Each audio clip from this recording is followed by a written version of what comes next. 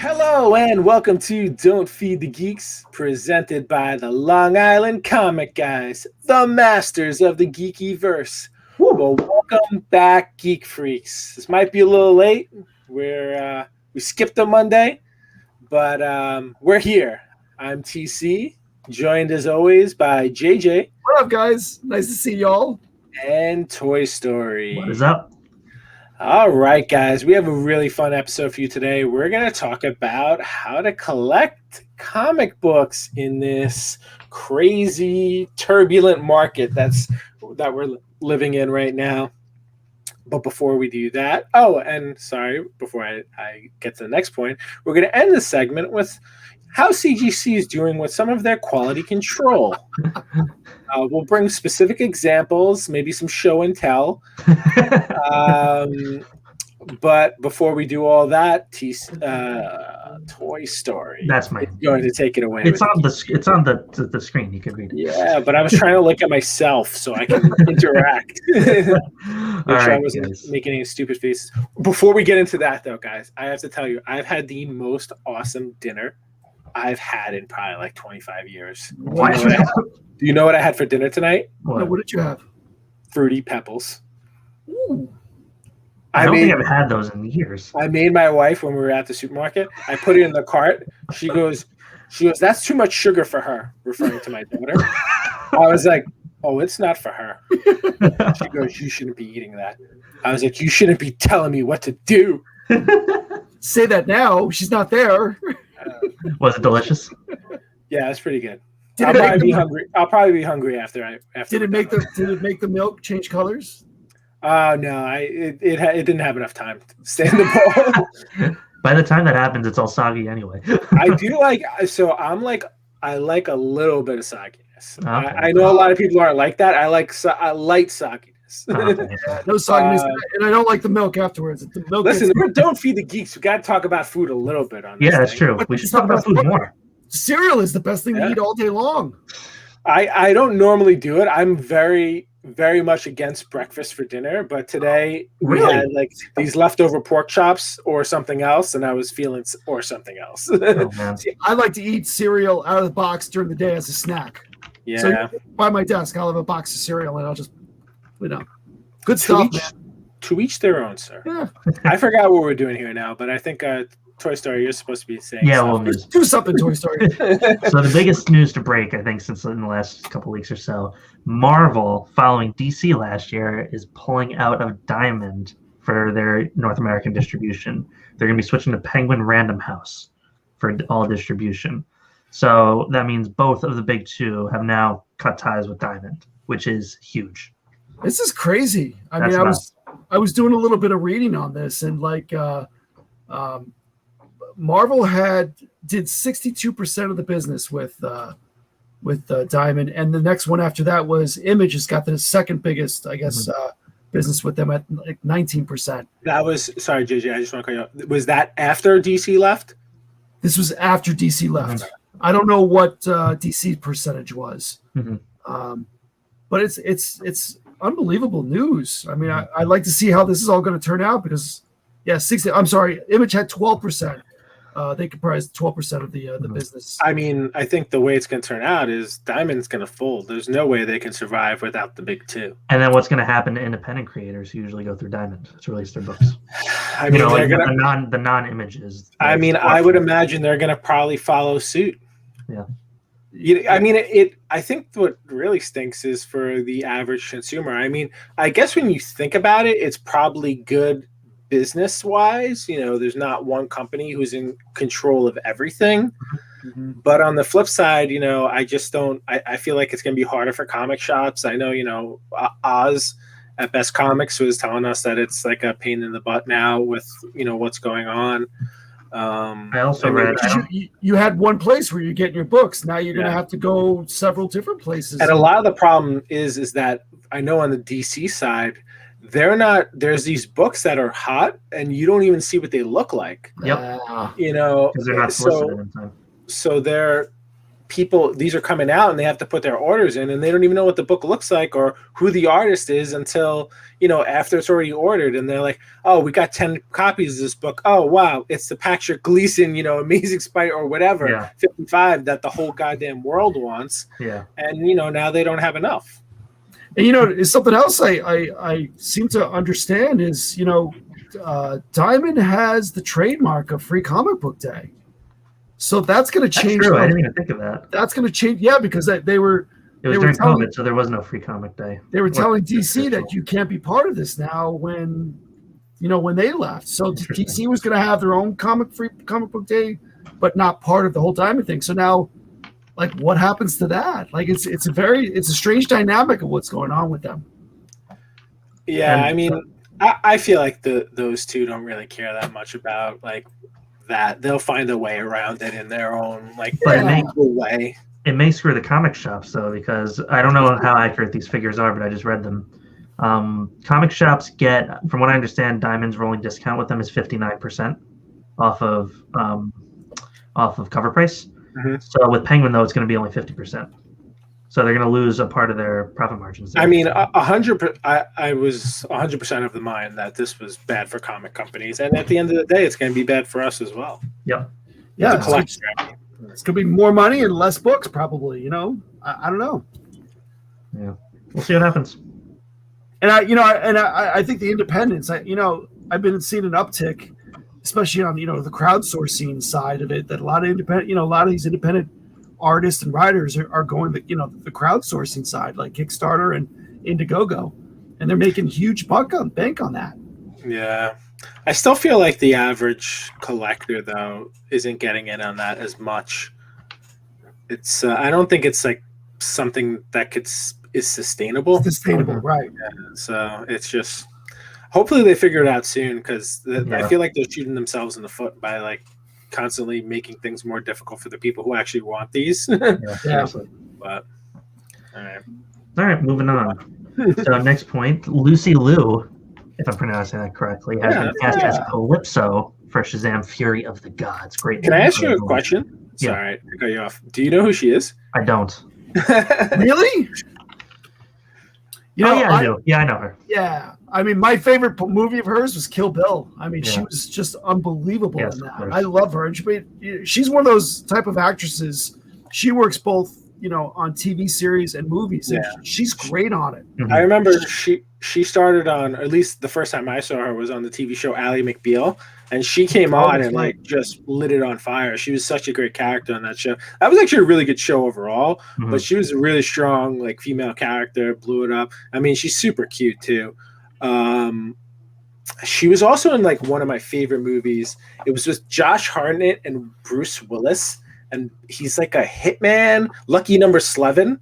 It's such a good like underrated like maybe late 90s, early 2000 movie. Oh, she was so good in it. I've actually never seen any of the Charlie's Angels she was in, but I heard those were fun too. They were fun. But Kill Bill, she was great in Kill Bill. Loved her in Kill Bill. But yeah, I'm excited to see her in this role. Yeah. Sorry, I cut you off. It was she's Calypso in Shazam, right? Yeah, Shazam: Fury of the Gods. Yeah, nice. Yeah. That movie's getting a pretty awesome cast. I mean, they brought her in. Oh, sorry, I'm mixing that up and Black Adam. I don't know. I don't know who else is in this movie. I was just thinking of that. So this is totally separate than the Black Adam movie. Yeah. I don't even know in this one. So Black Adam, I think, just recently started production, right? Yeah, The Rock posted something about it. Yeah. That'll be cool. Yeah, I'm excited for that. Agreed. All right, I'm gonna put a prediction out there right now. I'm going to predict that after that movie comes out, it will be my favorite DC movie. Wow, Helen Mirren is in it too. Mirren, I love her. She was great in that movie. Have you seen Red? Yeah, she's phenomenal. It's good. Adam Brody, this is great. All right. Was it Adrian Brody or Adam Brody? Adam. Adam. I pronounced it right this time. No, I wasn't sure. Because there are two of them. There's two different. All right, move on. All right, moving on. Next up, Adam Wingard, director of Godzilla vs. Kong, has been hired to direct a live-action big-screen adaptation of Thundercats. TC, you're excited about this, aren't you? I won't believe it till I see something. Yeah. Listen, these movies like Thundercats and what's the other one? Master of the Universe. There's been talk about these for years. I mean, I think they've been throwing around a live-action Thundercats for maybe over 20 years. At one point, I think Wesley Snipes was in talks to be Panthro. Listen, this seems more legit. I mean, this guy, Adam Wingard, he's just coming off this hot Godzilla vs. Kong movie. And apparently they spoke to someone that he's close with, and this is like a movie he's been talking about wanting to make for years now. So hopefully, it gets the ball rolling and they get some good people in it. I mean, I think from what I've read, I think it's definitely going to be like a combination of like CGI and live action. So probably along the lines of like an Avatar, hopefully a little better.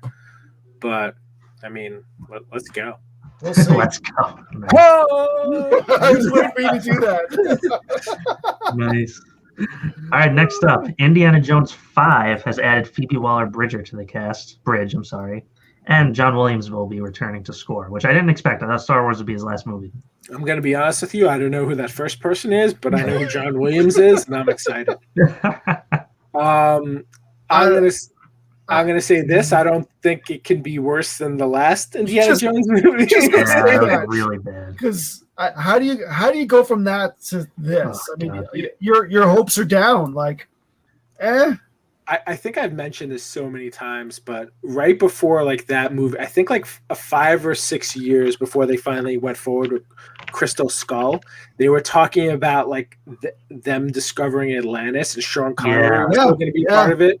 And like it just took too long, and Sean Connery got too old, and it was just like I think that would have been a freaking killer story. Much better than Aliens. Maybe they'll do that now. Yeah, we'll see. I mean, he's probably too old now. How old's Harrison Ford? Like 85? Oh my god. Yeah, he's 1,000. 78. Yeah, he's up there. I don't see him dodging boulders and doing all those crazy stuff. Hey, listen, he survived the plane crash. He can dodge some boulders. As long as they bring back Shia LaBeouf or whatever his name is. Hey, he was my favorite part of that movie. He I didn't mind him. Come on. I did not mind him at all. All right, so what's our next topic? Godzilla vs. Kong. Oh, we could talk about it. So, Toy Story, you didn't see it though, right? No, so that's okay. I don't care. What did you think about it, JJ? I like the story. I love the battles, the fights. I hated Bobby Brown, whatever her name is. I hated her in it. I couldn't stand her. Didn't like her in it. She should have. What was her point? I didn't like her. She have you seen the other ones? Oh yeah. I saw the one with I just didn't like her in this. I thought the little girl was fantastic. Elizabeth Olsen was in one? No. She was in one of them. Yeah, she was in Godzilla 2014. I mean, so we actually, when was it? I think during spring break we watched it. I actually watched it with my daughter, my 5-year-old daughter. She wanted to watch it. Yeah, she loved it. Listen, I don't think there was much of a storyline. I think the story was, like, hey, these two are going to fight, and that's the storyline. I like that. But I guess it was more just with the battles and how it all came to be. I like that. It was decent. It was not almost nonstop action from the beginning. It was a great, giant monster bash movie. I actually really liked Millie Bobby Brown, and I was telling my wife, I was like, I think she's going to be a huge actress in the future. I think she's going to lead the way for the next generation. Don't get me wrong, she's fantastic. I just didn't like her in this movie. I mean, she really didn't have a lot to do. I think they needed 2 human teams to kind of merge the storyline with the Godzilla side and the King Kong side. I mean, listen, aside from the little girl, those other 2 that were on the Kong side, I was like, who are these people? What's their deal? Yeah. But I mean, it was just a fun monster mashing movie. I mean, I would give it enjoyability. it's hard to give a grade to something like that because I really enjoyed it. I It's mean, fun to watch. I would give it like in terms of like enjoyability, like an 8.5. I'll give you that. Yeah. I'll give you that. I really want to see, and I'm sorry, Toy Story, but like I want to see a movie with just the center of the earth, like when the Kongs were in control of that, like with that throne. I mean, that would be I think that would be a much better movie.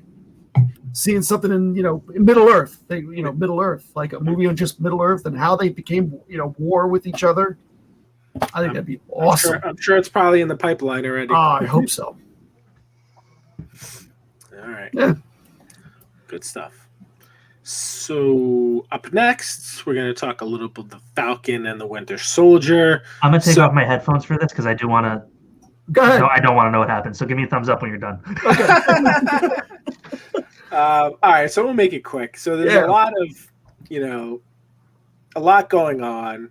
So this is probably coming out the Monday. So the only problem is we're recording this Thursday before. So the Friday episode that just happened was supposed to be a big character reveal. I know there's a lot of speculation on who this character is going to be. The one thing that I think is it's not going to be whoever people think it's going to be. Like I didn't hear this. Yeah, I didn't hear any of this. Yeah, so there's supposed to be a big reveal. I mean, it could be Chris Evans, it could be Arnim Zola, I think. It could just be so it's a returning character. It's not a new character that's making a cameo. It could be War Machine, who's already made a cameo. Oh, interesting. There's tons of people that it could be, but I don't know. It's it is what it is. Yeah, so far it's been okay. It's lived up, I think, to the expectations of the hype of what it's been through. I think Zemo has been great in it. Zemo's actually it was actually I was expecting more of like a buddy cop relationship with Falcon and the Winter Soldier, and we really haven't gotten that much. But Zemo has been like livening it up. He's my favorite character. He's been great. I love him. Yeah.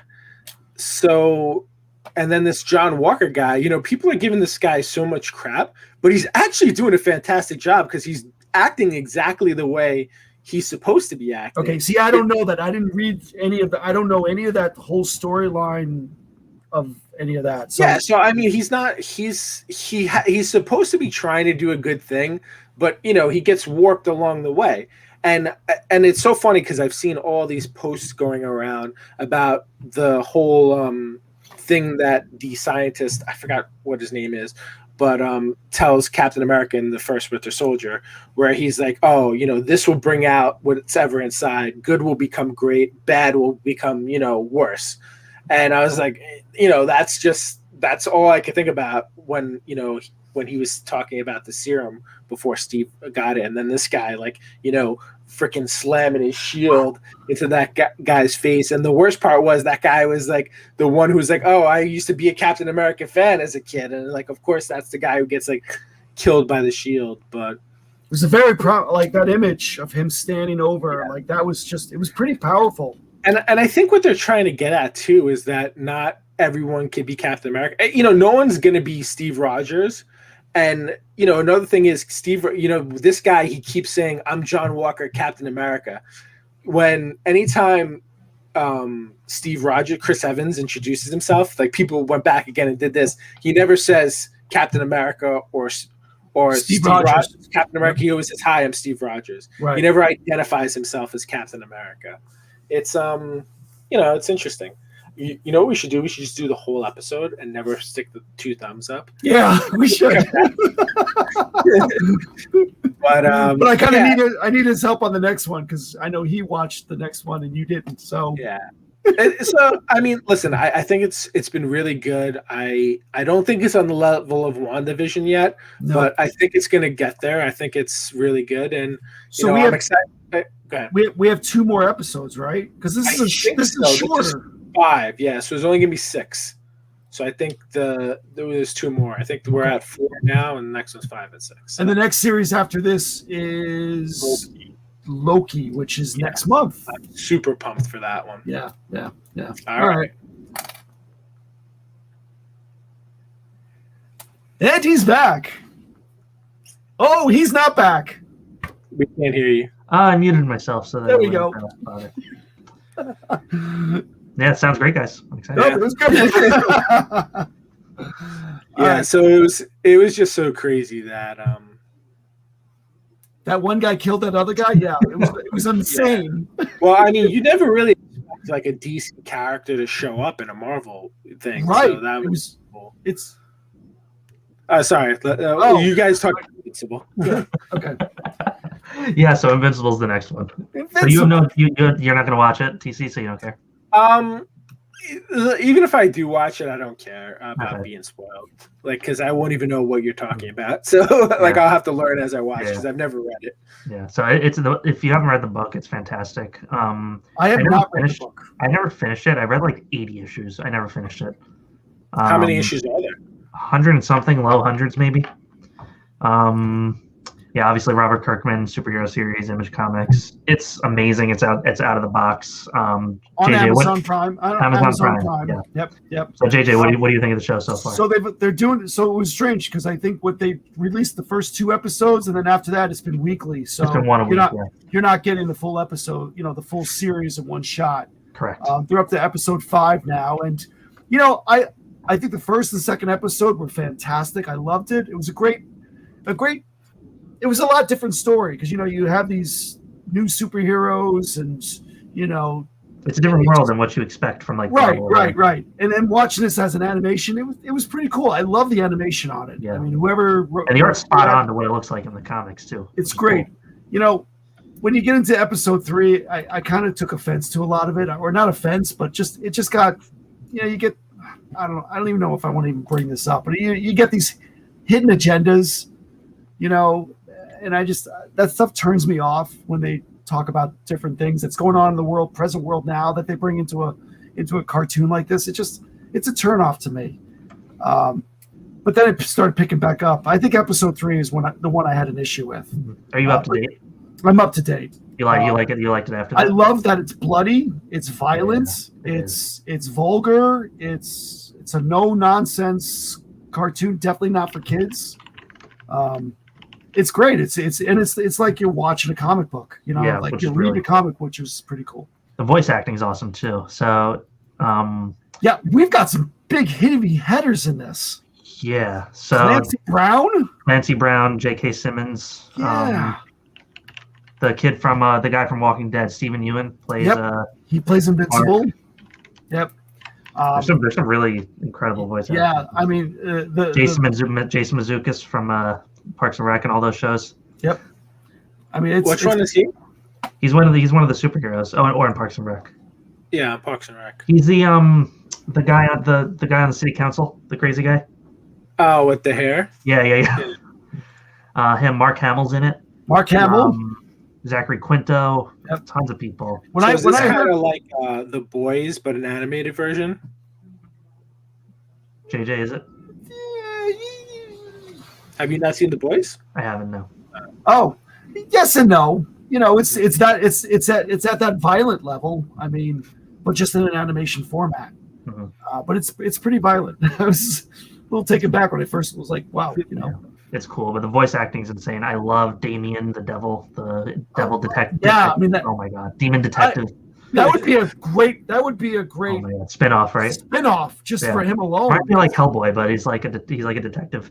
It's so cool. Yeah, and then when I heard Mark Hamill's voice, I'm like, that blew my mind. I'm like, what just went on here? Yeah. And he plays the guy who basically makes the costumes, which is pretty cool. He makes the superhero costumes. Yeah.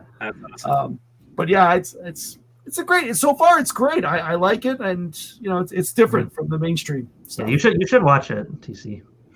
I mean, I might get around to it. They are hour episodes. Yeah, they are long episodes. Yeah, that's tougher.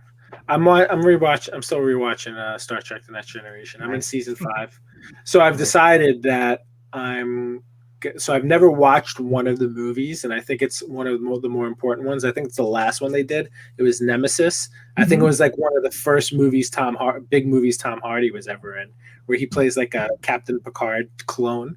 Mm. And then I have to, and then I'm going to jump into the Paramount Picard series because we made my sister-in-law buy it because she mooches off all our streams. So, yeah, I want to see that, but I don't want to pay for that. Yeah. Well, we'll talk later. All right, shall we move on into our main topic? Yeah, let's do it. Yes, let's do it. What is our main topic called? Let's call it collecting comic books in 2021, because that is way different than even 2020 at this rate. So we thought it would be kind of fun and helpful to everybody, even if we just talked about, because as collectors, we're always collecting. We're always looking for new stuff to buy. We're always looking to fill runs, to get keys that have been on our list for years. To get deals. And especially, yeah, exactly. What even is a deal? Especially over the last few weeks, I think what fueled this discussion with all of us is, I think all three of us, even just over the past 3 weeks, have been priced out of books that we're after. Just in price changes in that short period of time, which is crazy. Yeah. Sorry. No, go ahead, please. I don't even think it's so much priced out.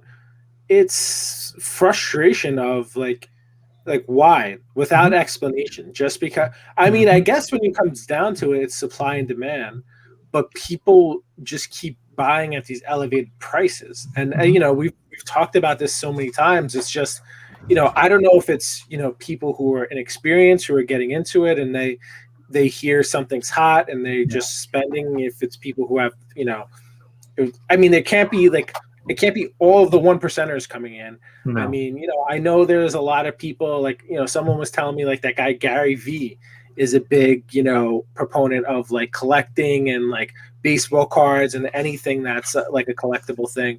So, these, I think Mark Cuban said something too. Yeah, millions of people, these entrepreneurs who have millions of followers are, telling these people, and it's flooding maybe new people into the market who have cash to burn, and they see these big books and the prices they're getting. And it's just, I don't really have an explanation for it.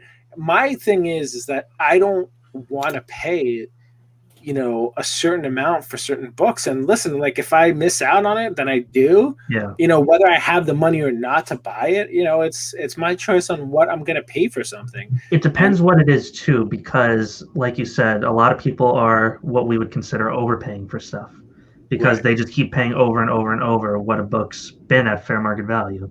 And it would be different if it's a scarce book that you don't see too often, my Cerebus book, or even that book that doesn't come up in that grade. Those are books that you're not going to get at last sale just because of how scarce they are. And that's a thing too, where we're talking about books of history. Yeah. I mean, and some of these books we're going to talk about do have historical significance in terms of comic books and, the characters that are tied to them. But we got to remember, we're used to seeing reasonable spikes in prices over time. Mm-hmm. We don't usually see $1,000 price jumps in months. Yeah. We may see that over the course of a year. I think the biggest issue is how quickly the prices are increasing month after month, week after week almost. Yeah, where it's just, I wouldn't even say month after month. It's weeks. Weeks, over weeks. Last week may as well be last year. Right. On certain things, for sure. Yeah. I mean, and that's the thing, too. 100%, it's a lot of people who have, FOMO, fear of missing out. Mm-hmm. If you really want a rare book and you need to overpay a little, I've always never had a problem with that. But if you want to go and buy an Amazing Spider-Man 129, where there's literally thousands available at any given time, why does the price keep going up? Why do people keep overpaying for it? I mean, you got to remember, a lot of these big dealers, they see what the prices are, and they're going to stick to it. So I think a lot of people are also hoarding these. So the people who are setting the prices, I mean, if you go on Instagram or whatever social media outlet, there's people I see who have 30 to 40 Hulk 181s they like to post, or 129s. I mean, people are really stashing a lot of these books because even with books like that, the X-Men, everyone's buying up the X-Men like crazy. because they're coming. Everyone keeps saying they're coming. I don't know who said they're coming. Yeah, they're gonna be in the Marvel universe, but the timetable on that, no one knows. Every single new Disney Plus show is, they're gonna show up in this. They're gonna show up in this. So here's my question: why does that mean the book should go up in value? Because now the characters are being brought to a even larger audience. Like I would get that for smaller characters that haven't been known, that are being brought attention to, but like the X-Men, But you got to remember this also: the smaller audience isn't the smaller comic book audience. So, like, granted, everyone in the comic book community, right? You know who the X-Men are. Mm-hmm. Now, the world at large, let's say, a lot of people know who the X-Men are. Now, think about people who are getting money in the last couple of years. Yeah, they kind of know who the X-Men are. They know who Wolverine is, maybe one or two other characters. But now, like, characters like Storm, Nightcrawler, Colossus, these characters are being brought to a bigger audience. So they're like, hey, once these characters hit the screen, it's going to be big money again. And, it's just, I think it's when you bring it to that mass audience is why. And listen, I've never had a problem with that being tied into the price. I get, as a collector, it sucks because you're into comic books and these people are just into movies, and why should it affect it? It's affecting it because even if 10% of the people who go to see that movie become comic book fans now, that's a big number that's still coming into the community. And we like to think it's millions upon millions of people. I don't think the comic book community is that big, even though it's big, but is it 5 million people? How many people are in the world? I mean, I don't even know if I would say it's 5 million comic book collectors.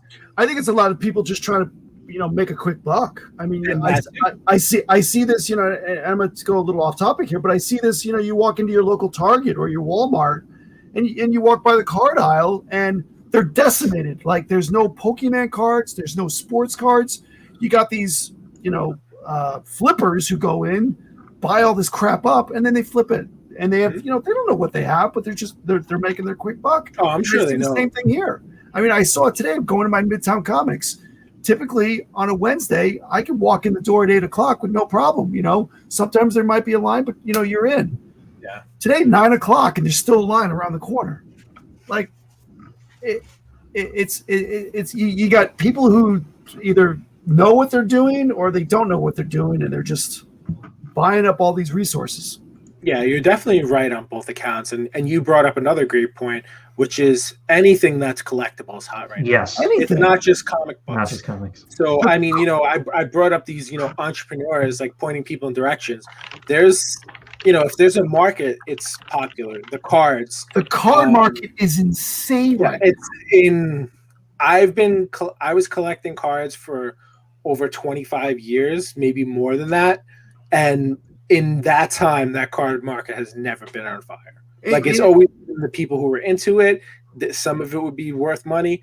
Nowhere near where it is right now. And I apologize if I'm going off kind of a weird thing, here. But I think it's all related. It is, yeah. I think you got, I feel that you have to put part of the blame on this on social media. So like Instagram, because since COVID hit, what do people have to do? They're staying home. They've got lots of money now. Or not. They have money now. But everybody's going to like Instagram because they're going to sit there on a phone, and people are posting this stuff, and that's where people are getting their stuff nowadays. I mean, we could even expand it past social media to the internet at large. I mean, what do people have to do? Like, and we've beaten this point to death, but the going out to restaurants, bars, vacation money, that's a lot of money people spend, throughout the year. You don't realize until you don't spend it. That they're sitting on it and they're just spending. I mean, online spending has to be up across the board like crazy. And unfortunately, I mean, we're never going to see true numbers. I mean, we got some numbers on what's being sold, what things are being sold at, because they're either being sold on, an auction or eBay. But, these other sites like Instagram and Facebook and, Marketplace, those numbers are not being counted. So it's really, what the true number of what a book is selling for, you're not going to get that. Yeah, and I think that kind of skews everything. And the question is like, which one is higher? Because I've seen both ways. I've seen on social media, that those numbers have come in lower, but I've seen on social media those numbers have come in much higher. I mean, there was, some books I've noticed recently specifically, people are paying $200 to $500 over GPA, which is more than you can get books on. And like, granted, like maybe they're not on eBay and stuff like that right now, but people are just buying these books, claiming these books in one way or another. And it's just like, I would never even price a book until I looked what it was going for in other places. Just like, hey, it's $500 on eBay. Why am I going to ask $800 for it? Like, yeah, like if I were looking for that book, I was like, oh, $800. It's like, all right, let me see. Like, oh, well, this one's $500. Why don't I just buy that one? I don't think people are doing that. I think people are just seeing it in front of their face. Like, oh, cool, I like that. I'll buy it. And that's the problem. You don't have the time to do your research on what a book is supposed to be, where it's at and everything else. You don't have that time. So when it gets posted, you got seconds or milliseconds before that book is gone. And you can't look it up on eBay because by the time you're done, it's sold for more than what it should be going for. So I just realized that I think what we're doing right now is just talking about what the problem is. Right. I think what we should focus on now, so we've addressed the problem. So what is our suggestion? Like, what is the solution? What should you do?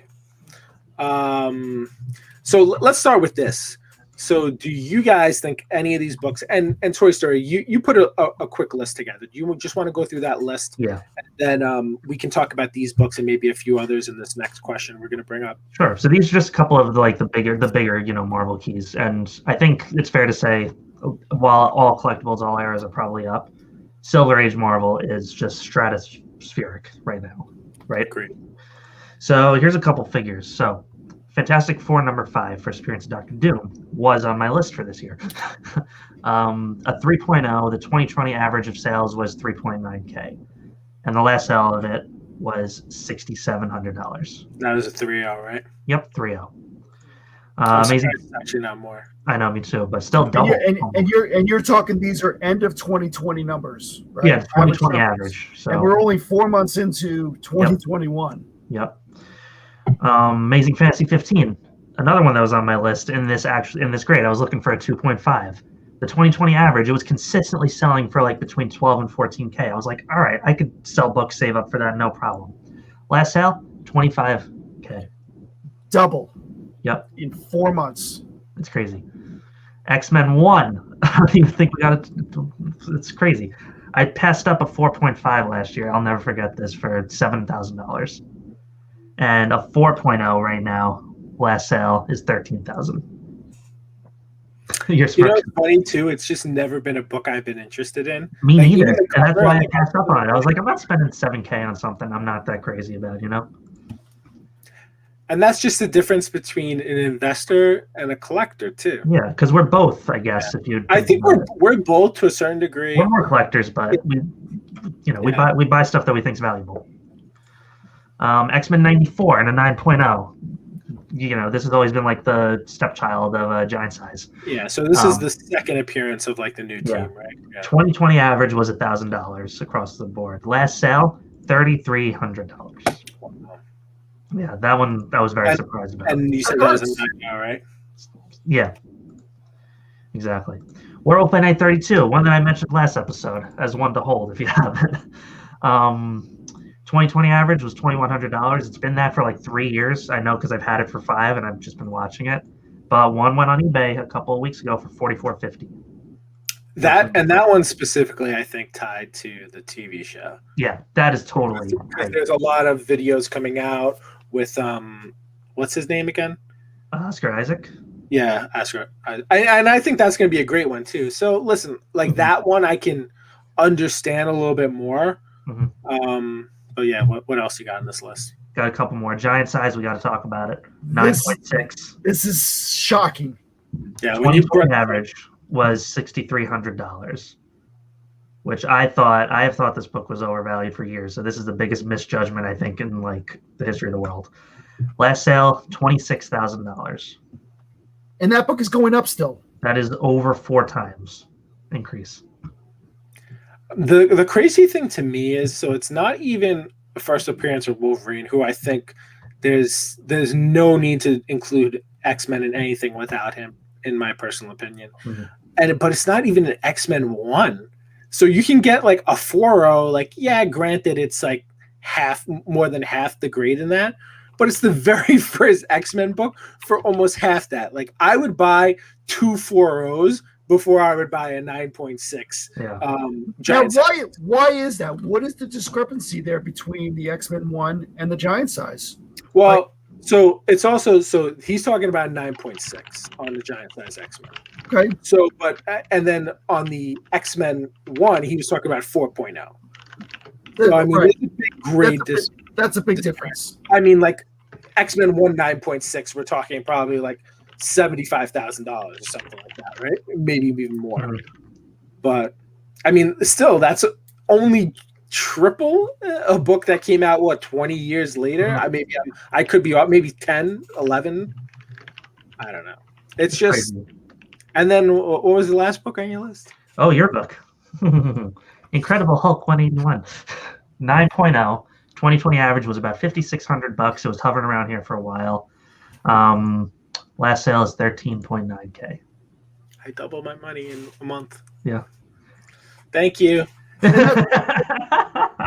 And to me, that's a surprising book because, there's a ton of them out there. Yeah, but the demand's there, I guess, With how many people want it. And listen, like, it's not just because I want it. I think, how many times that I've said it, it's like, it's Wolverine. I was like, There's 2 major characters in the Marvel universe.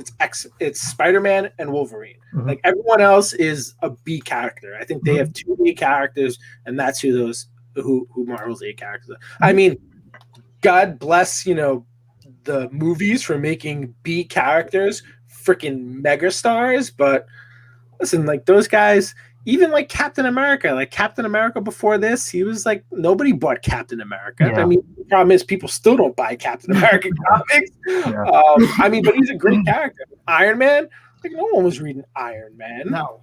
It's just like, I liked him from a 90s cartoon. When I heard they were making that movie, I was like, that's amazing. Yeah. But all right. So based off your list, and it's surprising because I've seen this. I've seen these 7 examples. I've seen a lot of these out there. It's the minor keys too. Like, the couple $100 books are still doubling, tripling. I just didn't pull any of those numbers yet. Right. So just, extrapolate this list to everything. Yeah. and what's surprising is, you don't see this on any other type of, there's no DC books that are out there that are making, I haven't seen strides like this. It's Silver Age Marvel right now. So I want to talk more about that, JJ, but before we jump into that, so do you guys, and Toy Story, since you kind of like spearheaded a lot of this, do you think any of these books have spiked, and are any still worth buying? Yes. What I think with the major keys, with the big guns, Spider-Man, Fantastic Four, X-Men, Thor, Iron Man, all the big guns. They've spiked a lot, yeah. I don't think they're going to go down. Growth may slow. Growth will slow. You're not going to get 30% gains in a month again. Growth will slow, but I still think even an AF-15 now at that price is a solid investment. It's the first appearance of Spider-Man. X-Men 1's a little high. I don't think it's going to go down, though.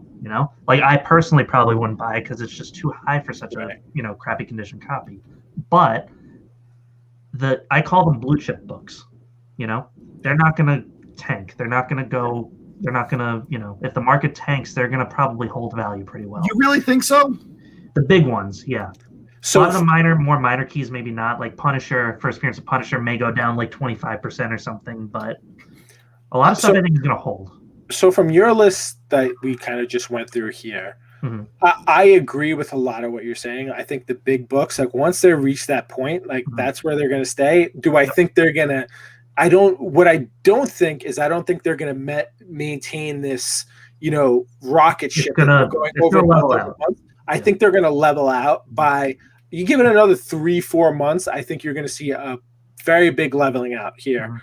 The books that I absolutely think you should still buy, and the ones that I still think have value to increase, absolutely Fantastic Four #5. Even though they're crazy, if you can get one in any condition, I would buy it. I'm telling you, Doctor Doom is going to be the next Thanos, and he's going to be twice as big as that. Are you gonna get one? Probably not, just because I have my eyes set on something else.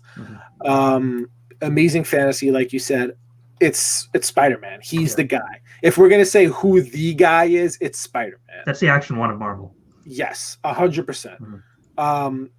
If you can ever get that, I was like, listen, it's like, is it expensive now? Can an average collector afford it? Maybe if you sell everything in your collection, then go for it if that's what you want. If you just want to have that one book, X-Men 1, again, yeah, probably get it. I think it's probably got some more to go. And listen, for a 4.0, 13,000 really isn't still that crazy.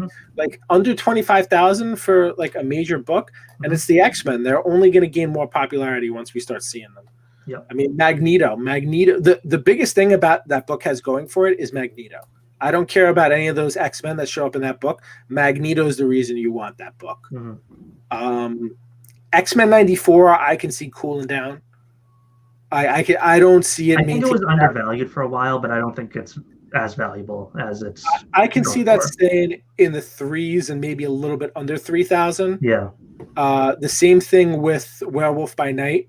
I can see that gaining popularity. I don't see it hitting 5,000. Maybe if it does, it comes back. I see that being a high $3,000 to low $4,000 book. Yeah. Honestly, same thing for Giant Size. I think if anything's going to take a big dip, I think that one is. You do. It's going to take a big dip. I totally agree with you on that. I don't think the characters in that book hold enough weight for those numbers to continue. The problem is it at 26,000. I don't think it's going to take a huge dip. I think you can get it back down to low 20s. I don't see it going under 20, but I can see that getting to like 21, 22 again. See that? I think that's a tough book because, it spikes so fast and so quickly that I could see that one tanking pretty. And maybe not the 9.6 taking as big a dip, but the lower grades will absolutely take a harder dip, in my opinion. And listen, I could be 100% wrong, but this is just my opinion. I agree with you on that one. Yeah. And I mean, even though there's a ton of them out there, Incredible Hulk 181. I still hate that book, but I agree with you. It's still just, I think. He's the second guy. And, like I said, I mean, I don't think it should go crazy. I think there aren't that many in super, super high grade. Like once you get to the 9.6, 9.8, I think those numbers will spike. Listen, anything below 9.0, it goes up and down a little bit. 9.0s and higher, it's never going to, I don't think it's going to go under 10,000. Could it go down to 12? Maybe. But I think once we have a Wolverine, I think that book specifically, I think I could probably get 18. If there's a. Would you sell it? I don't know. It's a book that I didn't really buy to sell. Yeah. It'd have to be for something like if I sold it, it'd probably be to get like a really low grade, like ridiculous book. Like I'm talking like the Golden Age Mega Key. Yeah. Like, and it's probably be like Superman like 1 or Action 1 and like a 0.5. But I mean, listen, there's a lot of other books are out there. So I mean, I think we're only going to focus on like the Marvel Silver Age keys for this question specifically. And could we be wrong? Of course. Like anytime, somebody gives you information like this, you should do your own research and, test the waters yourself. And, I can't tell you that enough is please guys, do your own research. Don't just take our word for it. Don't just take somebody else on Instagram or YouTube or whoever's word for it. You got to become an expert on it, and don't dip your toe in this water, especially not right now until you do a ton of research. But, so I guess the next thing to talk about, and JJ, I think this is going to kind of cover, what you were mentioning is like what to do if you've already been priced out of like the series you were collecting. Like, do you pivot? Do you keep going and overpaying? JJ, do you want to field that one? I don't know. Do I? Go for it. I don't know. Start it up. I'm sorry. No, it's all right. So listen, for me, I'll use myself as an example. There's 3 books left in my Amazing Spider-Man run. None of them are major keys. It's 7, 16, and 17.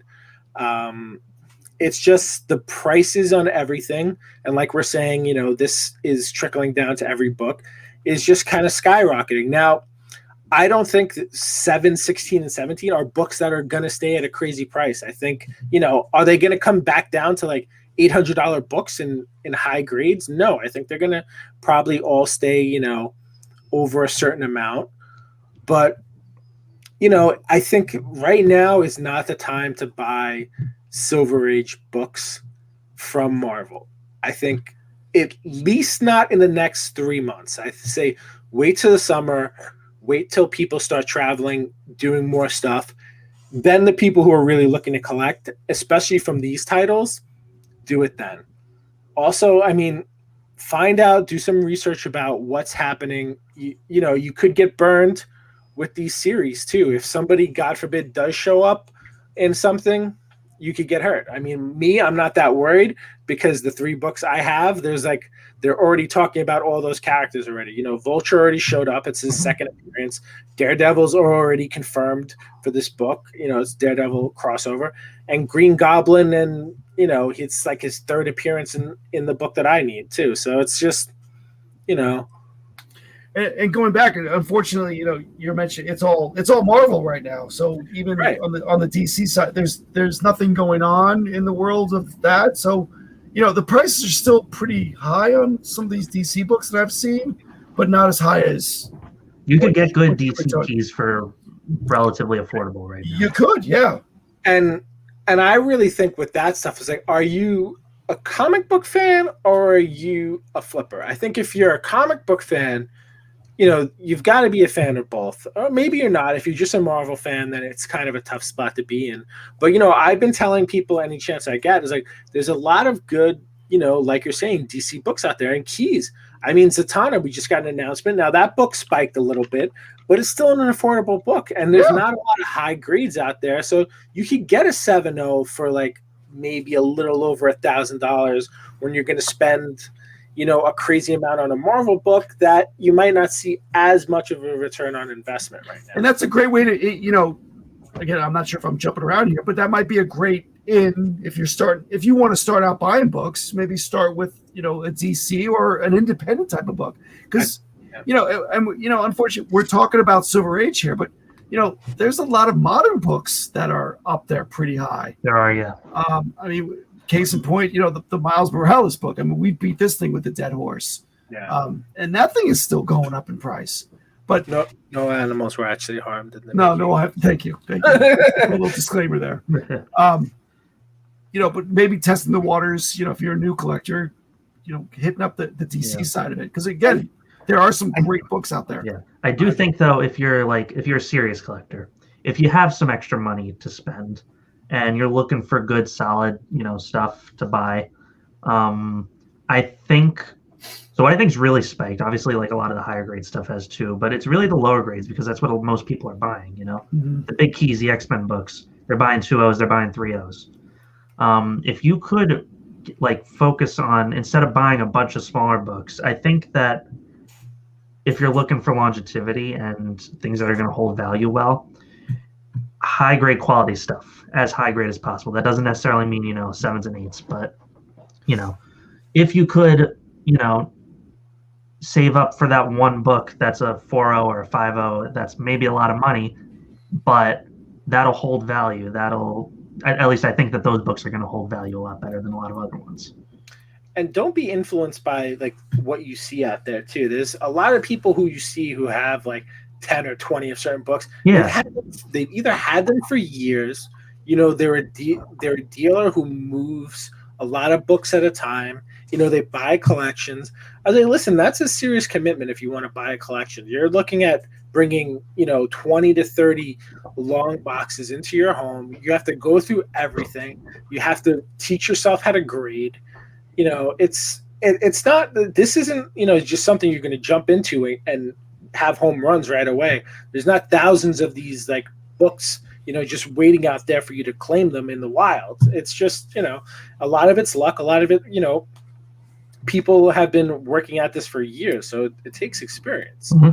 But on the DC thing, there's so many great characters. I was telling someone the other day, I mean, like Big Barda. I think Big Barda is a great character to put money into. If you want me to give you specific people, I mean, I think anybody from like the Batman world, like pick up a first appearance of any villain, Golden Age or Silver Age. Golden Age books, we're having a conversation about this. Golden Age books, because it's like an era behind us, are actually affordable in comparison to Silver Age. And I bought this book to educate myself on the Golden Age. That's great, man. Because I've been sick of Silver Age, so. And I have a ton of Golden Age DC books. Like I've got a 1930, there's so much cool stuff, even if they're not, big keys, Right. There's good stuff out there. And Supergirl. I'm seeing high grade like Flash comics and Wonder Woman books, 8.0 white pages, really nice old books with like great covers. $2,000. Yeah, they could get it for a couple grand. Listen, this whatever's going on with the DC movie universe, it's not going to last. All it's going to take is one freaking great movie, and these books are going to take off too. So I don't know how much time you have, but right now, I think the place to be is DC. And there's other, even if you have to stick to Marvel, I think there's books that are still worth picking up. There's a lot of keys in Fantastic Four that people aren't paying attention to other than Fantastic Four 1 and 5. There's a lot of big appearances that happen in Fantastic Four. In Thor. Oh, I said 4, meaning Fantastic Four. Yeah, but Thor too. Yeah. Thor's another one. There's a lot of good first appearances in there, and Journey into Mystery. I mean, obviously not the 83 or like the Loki book. Those are crazy right now. But go down the line. I mean, we're just debating about who the hell Adam Warlock is and which book it is. I mean, there's a couple of big Adam Warlock books too that people aren't spending huge amounts of dollars on yet. I mean, the Thor book that he's in, that's the bigger one. But even that, you can get a really high grade for like under $2,000. And just wait, if Keanu Reeves plays Adam Warlock or somebody on that level, you're looking at like a $5,000 book. Crazy. I mean, with anything, focus on first appearances, focus on a character you like or a series you like. I mean, like I'm collecting Master of the Universe. It's crazy right now too, because there's so little of it out there. And, there's a really strong following of people who are into it. But now, I started getting like Raw Thundercats too.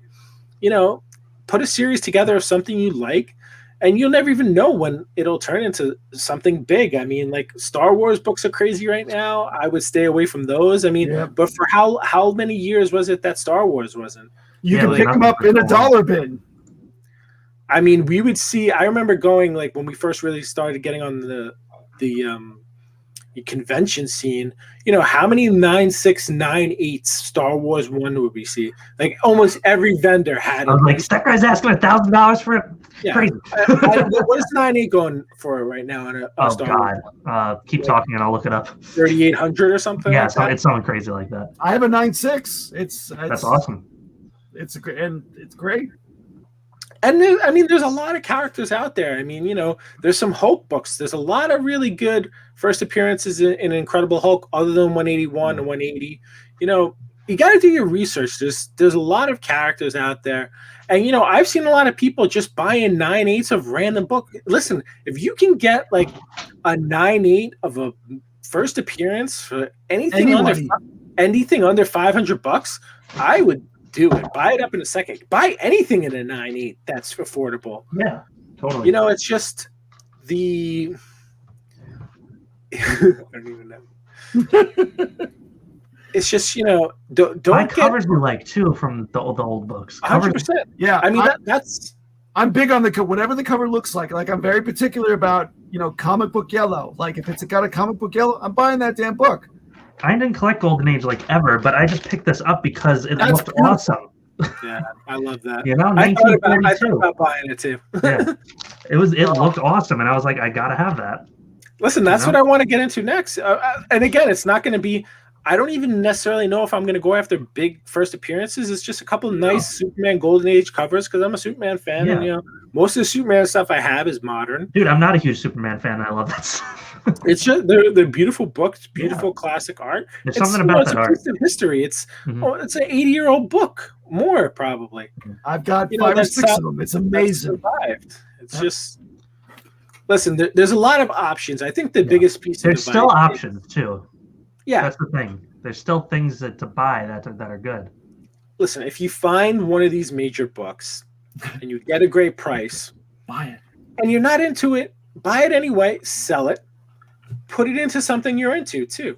Again, we can't say this enough. Let your collection fund your collection, and don't buy something at the crazy price. And listen, if you have millions of dollars, hundreds of thousands of dollars, you don't care, you're going to buy whatever you want, no one can tell you what to do, you're probably not listening to this podcast or show anyway. So do what you're going to do. But the average collector, I think there's more of you than there are of these people spending amounts of money that they don't care about. Sometimes it's people who are buying a book, who are flippers, who know that they can get someone else. I mean, we know someone who's no longer with us that would do that specifically. He's like, oh, that's $300 more, but I know someone who will pay $500 more, so I'm going to buy that book. It's just, that could be, the world we're living in too. So, and unfortunately, there are some people out there who throw out speculations, and you've said this before. Yeah. Do your own research. Yeah, take what people say to you, but don't use that as your decision moment. There's apps out there, there's other, podcasts and YouTubers that just throw out speculations and don't use that information, but don't go off of that information. And don't feel bad letting something go. Even if it goes up, it's like if something's 800, going for $800, someone's selling it for $1,500. You're like, no way, I'm not going to buy it. Next week it's $2,000. You still made the right choice. Mm-hmm. It is what it is. You can't kick yourself in the foot because you passed up on overpaying $400 to make another $500 on top of that. You can't think should have in this thing.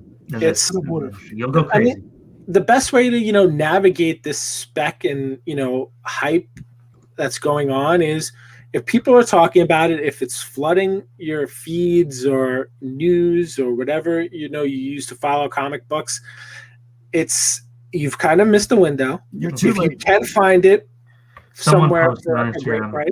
I don't remember who said it, and even if I did, I wouldn't say probably. But they said if you're hearing about it, you've already missed the window. Yep. I think I said it last time. Did you? I don't know. You may have actually. But it's absolutely true. Yeah. I mean, it is what it is. You move on, get something else. Exactly. Yeah. All right. But listen, it's just be smart about it too. I mean, we're doing this for people who are kind of bummed out. I mean, I'm really angry. I'll be honest with what's going on right now. It's frustrating me. I haven't bought anything for a multitude of reasons, but it's mostly because I don't like what the pricing's going on, and I might just sit on some stuff. I've been selling some books just to, hoard my cash for a couple of purchases. Mm-hmm. But, there's a lot of stuff out there and it's not worth buying because the market is really, really hot right now. And I want to say this for everything across the gamut. It right now is a seller's market. It's a seller's market if you're real estate, collectibles, whatever it is. Now is the time to sell if you have something people want to buy. Yep. So be careful with what you're buying. So I guess the best advice I can give you, or we can give you, is buy what people don't want right now. What other people don't want. Essentially. Yeah. Buy what you want, but not others. Well, hopefully you guys found that helpful. If you disagree with us or if you have other points that you think we should make on it or we missed, let us know. I love talking about this because it's so interesting. I mean, listen, we spent maybe 45 minutes talking about this. We spend a lot more time all day, every day talking about it. So we're never shy about wanting to talk more about it. But let's go into our ending segment. What do you guys think? Let's do it. I think you should lead this one. We could do a whole show on this. Yes, we could. So we're going to talk a little CGC, quality control. And listen, we're going to pick on CGC right now, but it's not just them. I know a few grading companies make mistakes. And I'm going to just bring a friend to help me illustrate my point here. His grievances, which is why this came up in the... Oh, there it is. So we're talking quality control, but this is actually trying to address this issue. Actually opened up another thing which I want to bring up as well. So let me show you this book here, and hopefully I can get it without nice book. Glare. It is a nice book. I see one thing wrong with it though. At the right off the bat. What's that? It's that number in the top left the corner. 9.4. Yeah. He never buys 9.4s. And I didn't buy this. I had it graded. So I want you guys to see something there, and you tell me. Tell me if you guys can see it. We're gonna have to post this overlay. We'll put the picture overlay. Yeah, we're gonna have to overlay it because you can't. So at the top of this, so this says it was manufactured with 1,037 of 300 printed on the cover. Now, let me ask you guys something. Do you think it's possible to have version 1037 of 300 of something? JJ, you're thinking real hard about this one. Maybe the numbers were swapped? No. What's the actual edition? What's the edition size? So not only did they miss a 0, but they felt the need to change that 3, which it should have been a 2. They changed it to a 3. A 3.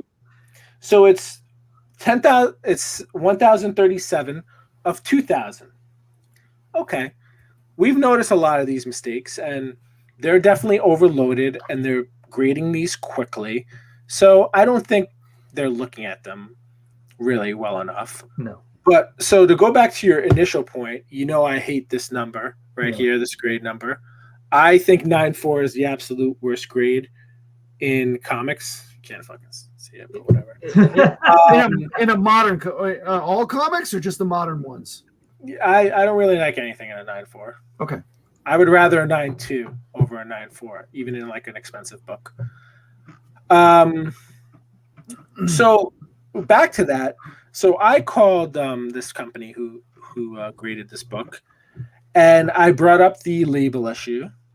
But then Mr. Toy Story assisted me in looking up the grader's notes, and he found an interesting thing that I think in our experience we've only noticed with 9/8 is that there were no grader's notes.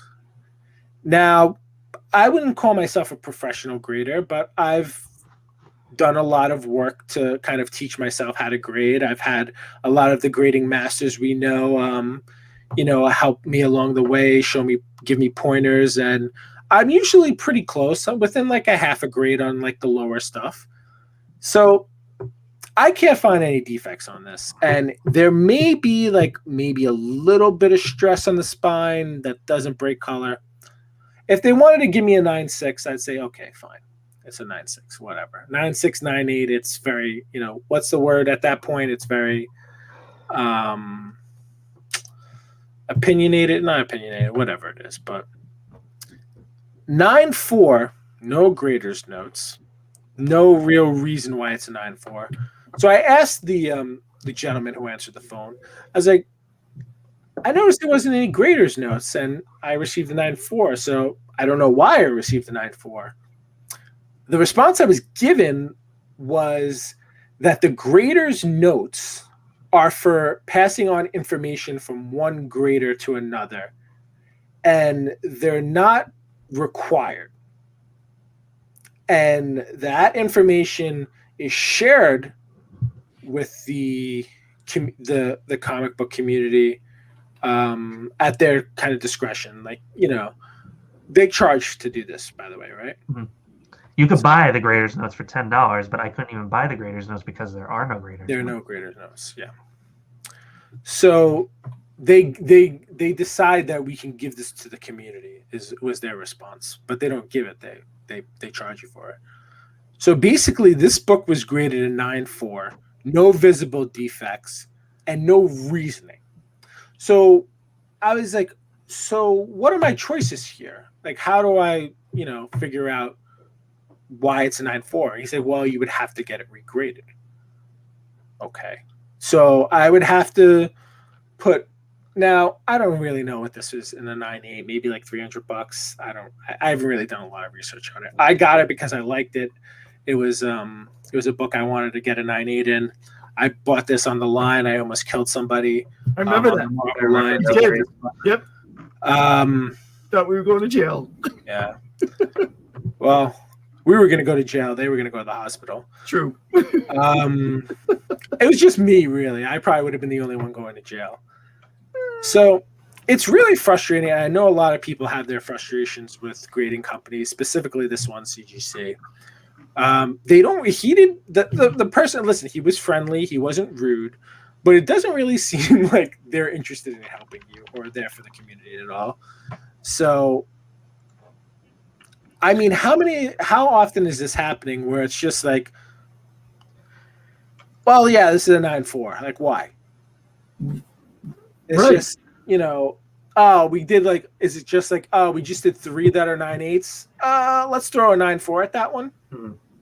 I mean, listen, if you give me a reason, if you say, hey, it's nicked here, it's nicked there, you can't see it, maybe there's like a tear on page 3. Okay, fine, I missed it.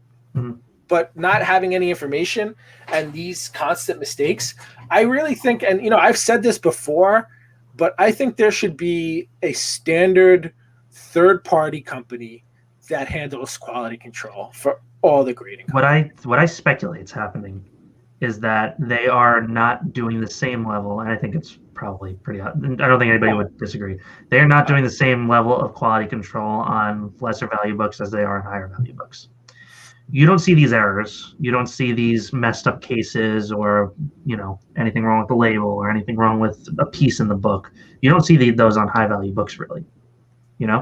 I don't have enough information on that to say for sure, but I'll agree in this instance. I'm speculating that they're not doing as big as because if the quality control guy gets Amazing Spider-Man 1, he's going to make sure that's good. Well, they're probably also going to a different group too. Yeah, exactly. So we've had Steve Borak from CBCS come on our show, and he told us that he only sees like the highest level of books that come to him. Him and another guy do Golden Age and Major Keys. They're the two guys.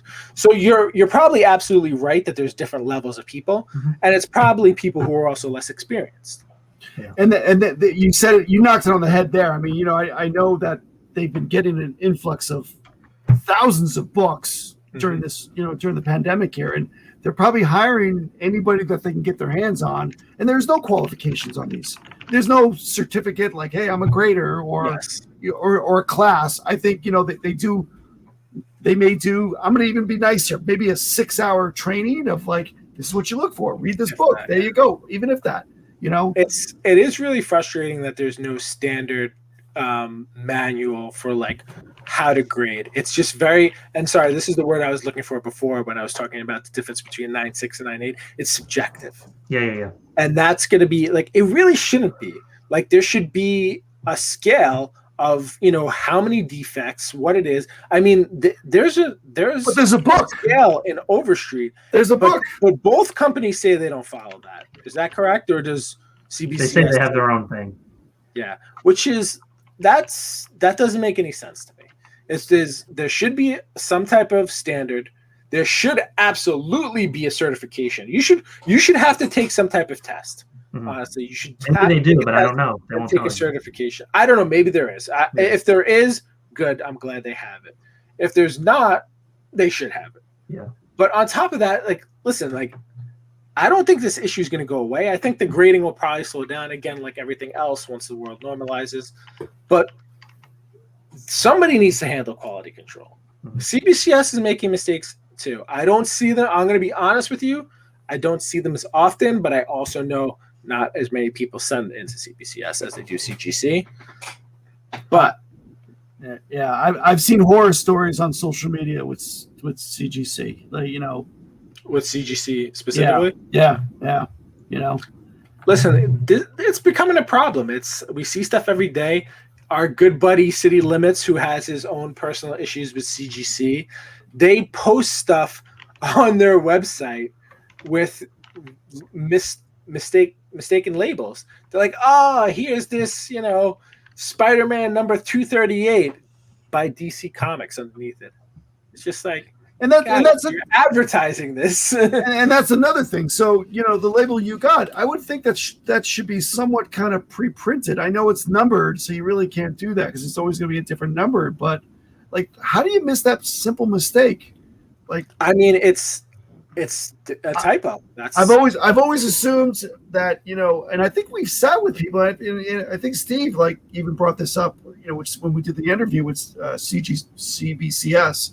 You got your, the first guy takes the package, another guy, does a page count, and I think another guy will grade the comic, and then it gets encapsulated, and then another guy, quality control, looks it over, gets packaged and sent. So, there is a step that was missing in your book, obviously.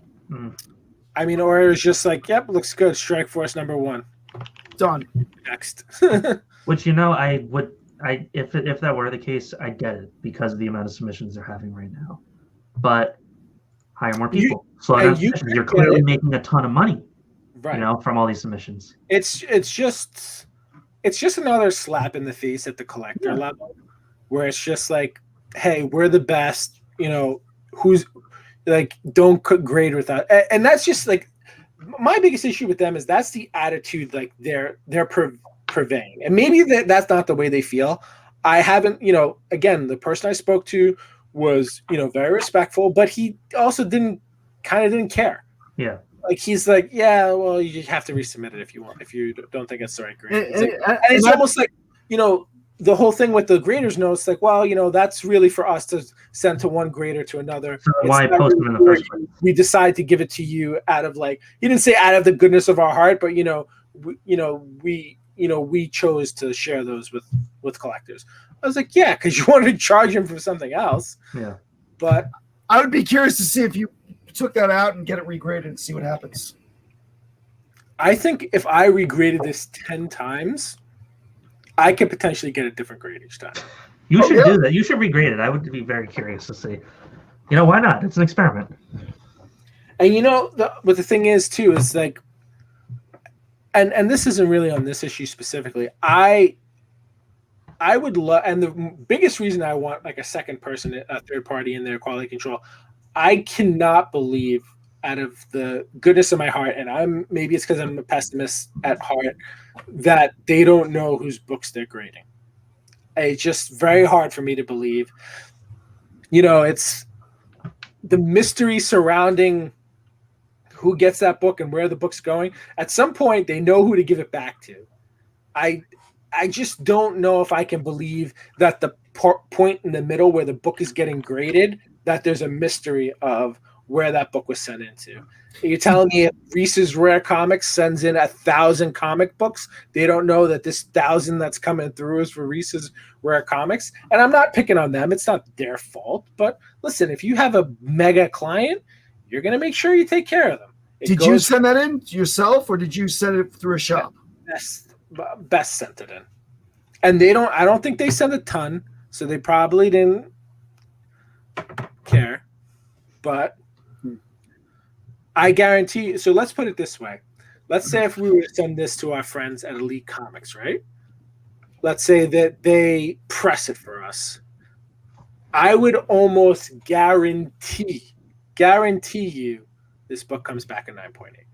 I'd be willing to bet money on it. I would be willing to bet 10 times what this book is worth at a 9.8 that I would get that grade back. I would even take it a step further and don't even get it pressed. Yeah. And listen, what is that? And what would the answer be? The response would be something very, well, different grader. And that's the problem. Different graders, see different things or judge differently. And we've gotten a similar answer from CBCS as well. I called on a book that I had them crack and press and regrade that came back lower. Like, well, it's different graders see different things. Why? Why do they see different things? It's the same book. Yeah. You've actually pressed it. You made it better. Are you telling me you damaged it during pressing them? No, we didn't do that. I was like, so then why is it lower? I mean, it's just, I still do it. I still get graded books, but I hate the process and as well. Maybe I should stop collecting everything. Buy books that are already graded. I'm just gonna stay in rooms with 4 walls and a chair. Buy books already. Yeah, but you see, what you're saying is this is actually the one of the best ways, and this kind of goes back to our previous conversation. If you really want to get good value out of a book, as a graded book, you should really you're going to get a bigger profit return on investment. You buy it raw. Yeah, and that's a big reason why you should educate yourself on grading, because you might see something that someone doesn't catch. You got to remember, these dealers are looking at so many books; they can't be spot on in every single book they have. If you educate yourself, like, hey, I like this book. Oh, they have it like a 5.0. Like, I think it could be like a 6.5, maybe 7.0 if you press it. They don't want to spend the money to press every single book. You do it, you'll get a win there. But listen, sometimes you get burned too, because there might be something you missed or this color touch. So you're taking, no risk, no reward. Yep, absolutely. I couldn't say it better myself. If you're gonna buy it pre-graded already in a big book, you're gonna pay the full brunt of the price. Mm-hmm. And that's all they said. And that's how the cookie crumbles. All right, that was good. What were we even talking about? What was this episode about? I don't even know. Crazy stuff. So Diamond, huh? Yeah, right. Let's end on a good note and show my what I recently got. We're just like the cranky pants of the comic. Yeah. Or at least maybe I am. I'm the cranky pants. I'm gonna change my my name on my personal Instagram. Cranky Pants Collector. No, you can keep it TC. Still total cranky. Totally cranky. That's not bad. So my Instagram buddy Kuma's Comics in Hawaii, who I bought a book from. This is awesome. Yeah, who I've bought books from before, does these awesome cover recreations of the original. This is original art that he did. That's really cool. So what he did is he drew the cover exactly on like the paper they used back in the day, and then he glued on the title, the number card, the comics code sticker, just like they did back then too. It was all different colored paper and stuff, and he ages the cool. paper too. Yeah, if you see the outside of it's a little darker than the inside because he aged the paper. That's yeah, it's really cool. He did a spectacular job. So if you don't mind me asking, and for the collectors out there, what does something like that cost? He charged me a couple $100 for this. It wasn't bad. Not bad. Excellent. Does he do other books? Like, yeah, if you check out his Instagram, he's posted a couple of really awesome ones. We're gonna have to tag him in this. Yes, I'm curious about that. That is actually pretty cool. Yeah, so did you ask for that one specifically, or did he have that one up for I did. It was like right after I put the payment on that. I saw that he did these, and I was like, how much do you charge for these? Because I just picked up a Journey to Mystery, and I think it would go really nice. And he was like, dude, that's awesome. I want to do that. So that's awesome. Very cool, man. Yeah. All right. Yeah. So end on a little bit of a higher note. Yes. All right. So now that we ended it on a positive note, we're all fired back up. We're energized, and we want to let you know, if you're not already, hit that subscribe button, hit the alerts, give us a nice thumbs up, comment, tell your friends, tell your mom, tell your sister, tell your uncle, tell your aunt, tell your cousins, your paper boy, your mailman, tell everybody about Don't Feed the Geeks podcast. There you go. Nice. And if you're not already following us on social media, please follow us on Instagram at LI Comic Guys and at Don't Feed the Geeks podcast. And we're also on Facebook. I don't know how you find us on Facebook. You go look for LI Comic Guys on Facebook. Search for it. You'll find us. We're not on Twitter. They're angrier than I am on Twitter, so we to get involved over there. Yeah. But that's all I got. Good stuff. Things are getting better, though. Maybe we'll see some of you in the near future in person. Yeah. If you haven't caught any of our Geeking Outs that we did, those have been pretty cool on Instagram Live. You can watch we've posted the videos after the fact as well. Those have been pretty fun. The most recent one with P. Papas 2 weeks ago was awesome. And that's all I got. What about you guys? No, good. All good. All right. Well, as always, until next time, remember.